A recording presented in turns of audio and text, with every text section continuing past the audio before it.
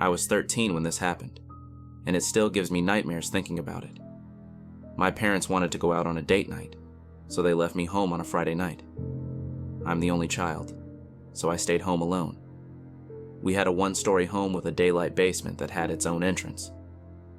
We lived on a dead-end street that was pretty quiet in the evening, so not many cars passed by. My neighbors were also fairly close, so I didn't feel uncomfortable being home by myself. My parents left around 6 p.m. for their dinner reservation, and I had a nice hot pizza delivered, ready to watch some scary movies all by myself. I was excited. I locked the door behind them and turned on the TV.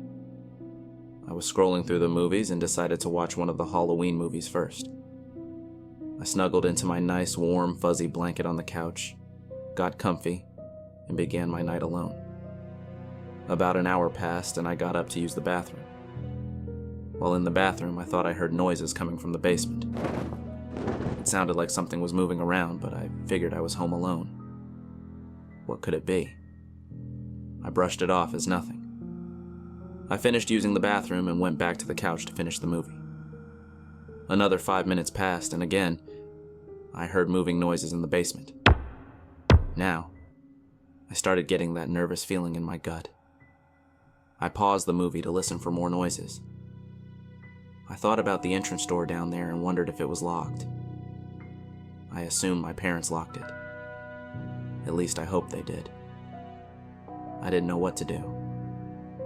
I took a deep breath and decided to walk toward the basement and put my ear to the door. Big mistake. I heard loud and heavy footsteps coming up the stairs. I froze in fear. This had never happened to me before. I'd been home alone in the past, but mostly during the day. I know the obvious thing to do would have been to call the cops, but I didn't have enough time to call them. The footsteps were approaching the basement door too fast. I did what I could think of in that split second. I ran outside and went to my neighbor's house, banging on their door. Thankfully, they were home and let me in. I was out of breath, scared, and couldn't get the words out fast enough. I asked them to please call the cops, that there was someone in my house. They called the cops, and they arrived within 10 minutes. I also called my parents to let them know what was going on. I let the cops check out the house while I stayed at my neighbor's, where I felt safe. After some time, one of the cops came over to my neighbor's house and said they didn't find anyone in the house. But they did say that whoever it was must have came in through the basement entrance, which must have been unlocked. Nothing was taken, and everything was in its place. My parents got home and of course were very upset and scared. The cops assured us the house was clear and reminded us to always lock our doors and windows. They think the person saw my parents leave and assumed the house was empty. I don't want to think that this person knew I was home alone. My mother soon remembered that she had forgotten to lock the basement door. She just assumed that since we lived in a quiet neighborhood, we were safe and didn't really worry about it. Needless to say, after that night we all made sure every door and window stayed locked. They still leave me home alone on some days, but they let the next door neighbors know when they do, just in case. I still think about that night, and it gives me nightmares. I'm 16 now and feel a little uneasy being home alone, but I will slowly get over it. Please stay safe out there and always lock your doors. You never know who might be lurking around your neighborhood.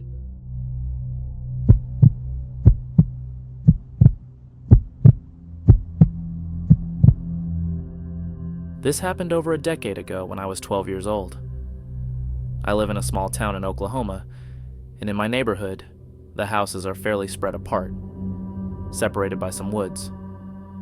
It was a school day, and my parents were at work, so my grandma picked me up from school and brought me home. This was the first time that I was dropped off at my house alone. Normally, I would just go to my grandma's house after school until my parents came back home. I'd get dropped off around 3 p.m., and my parents would get home around 4. Not a big deal. That day, for some reason, my dad wasn't going to be home until around 7 p.m., and my mom, who was a teacher, wouldn't be home until around 8 p.m. because of some extra tasks at school. This happened in early fall, so it would be daylight outside up until around 9 p.m. I did what I usually did when I got home. I ran upstairs, got on my Xbox, and started playing Minecraft with my friends. That day, it was just me and my friend Seth. I was playing for about 2 hours when I heard a car door slam shut in my driveway. This was weird because I wasn't expecting anyone to come home until about 7 p.m. My house is set up in a way so that my upstairs windows overlook the driveway. With my mic on and controller in hand, I went to the window to see who it was. Maybe my dad had come home earlier than expected. I looked outside. It was a red truck. No one I knew drove a red truck. The person pulled into the middle of my driveway like he owned the place. When I looked out the window, I saw a man wearing a hat, a large camo hoodie, and jeans. It was a warm September, so no one should have been wearing a big hoodie and jeans in Oklahoma. By the time I looked, he was already almost out of view, walking up my walkway towards my front door. I thought maybe it was one of my dad's friends or someone my dad had hired to do something. But he usually told me if someone was coming over. Soon after, I heard a knock at the door. Then another knock. I went to another window that had a better view of the walkway to the front door. I saw the guy walking back down the walkway. I switched back to looking through the bedroom windows overlooking our driveway. I was still explaining everything to Seth with my mic on. I told Seth that the guy was walking back to his truck, but instead of getting into his truck, he walked past it and tried to open the side door to my garage. At this point, my heart sank. I told Seth that the guy had just tried to get into my house. Keep in mind, it was broad daylight outside, around 5 p.m. Fortunately, the door was locked, because we would usually forget to lock that door. After he tried the door, he started walking towards my back patio. I dropped my headset and quietly ran downstairs to see what he was doing. I got downstairs and stood behind the wall so I wasn't visible from the back door or the living room windows. I just listened. I heard him try to open the door. Then I heard a thud, like he dropped a brick or something. At this point, I was more scared than I had ever been.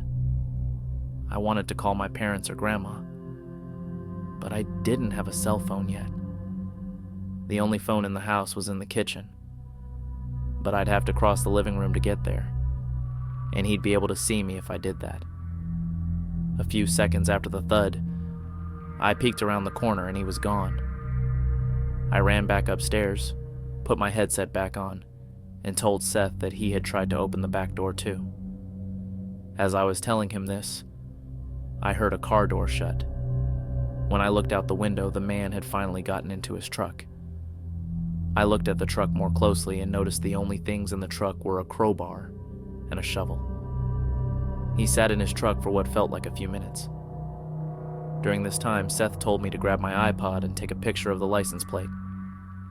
Unfortunately, he was parked in a way that I couldn't see the license plate. Then he drove backward out of my driveway and down the road. A few minutes after he was confirmed gone, I went downstairs to see what the thud could have been. I got to the back door and saw that the doormat had been moved. Both large plant pots had also been shifted. He was looking for a key. I felt a big chill run down my spine. We have a hidden key back there too. The key to the back door was under one of the smaller plant pots on a ledge near the door, not under the larger ones he had checked. I went to the front porch, and all the pots looked like they had been moved too. I don't know what I would have done if he had found the key, or if he had just broken in. After he left, I called my dad and told him what had happened. When my dad got home, he had a cop come over. I told the officer what had happened and gave a description of the guy. The man never came back. We never got any updates on whether he got caught or not.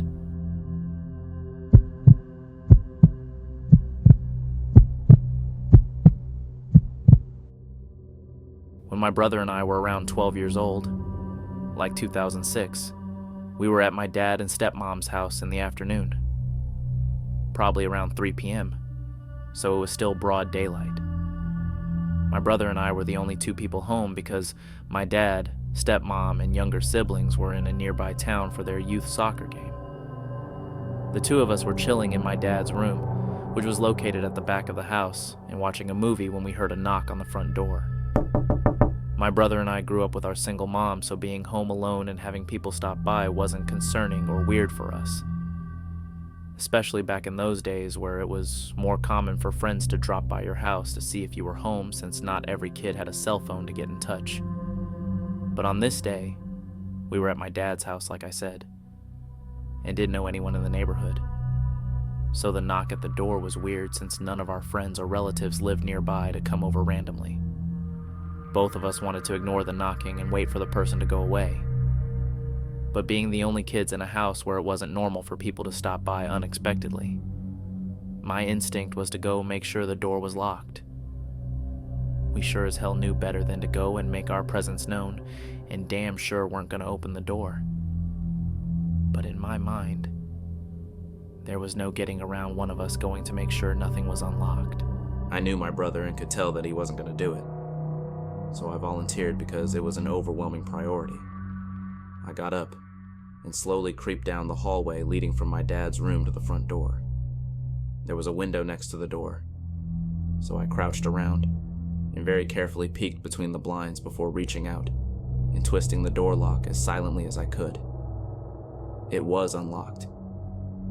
I was so glad I went to check. When I peeked out the window, I saw a middle-aged man, slim and tall but not huge, and bald on the top with some short hair around the sides of his head. He had his hands behind his back. I can't recall if it was one hand or both. And in one of his hands was a metal object that I took for a knife. But to this day, I can't say for sure what he was holding.